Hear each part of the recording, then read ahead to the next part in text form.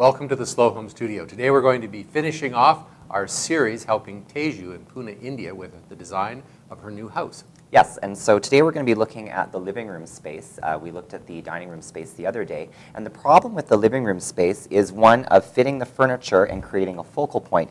Because when you have a long wall on the outside edge, typically you would put your TV there, which means you would arrange your furniture around the outside. But when you do that, you don't have any room for circulation, and that's a problem. That's right. So, because if we look at circulation first, always think about how you're going to move through the space. You really need to move this way.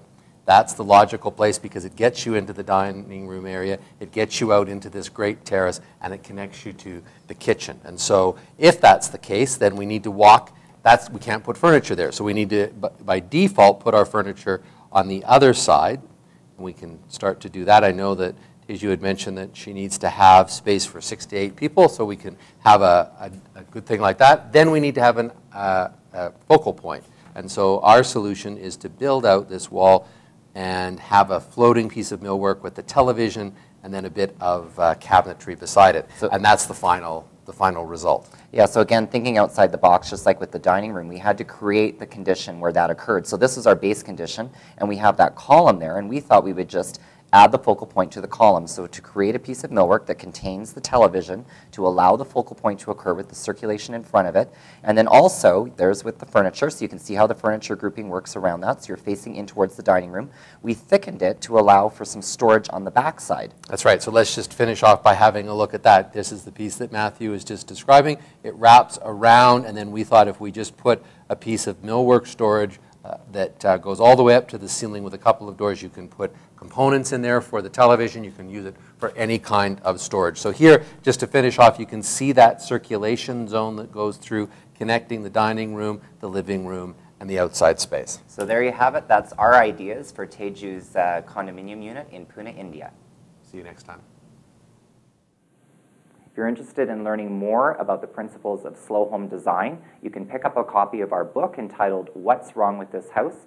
It's a practical guide to finding a well-designed and sustainable home. It's available for sale on the Slow Home Studio website. It's also available for sale at Amazon.com in both paperback and the Kindle format. If you're in the Calgary area or planning to visit, we encourage you to register for one of our Fall 2011 live Slow Home Studio courses. The courses are design-based and they're available to anybody. No experience is necessary. Kitchen Design Workshop 1 will be offered Saturday, September 17th from 9:30 a.m. until 12:30 p.m.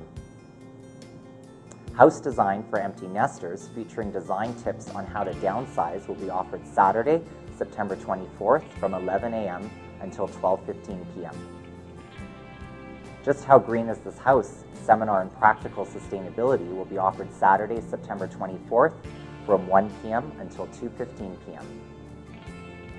And Green Design Workshop 1, featuring design tips for passive solar design, will be offered Saturday, October 1st from 9:30 a.m. until 12:30 p.m. You can register online at slowhomestudio.com, or you can phone and register at 403-229-4330.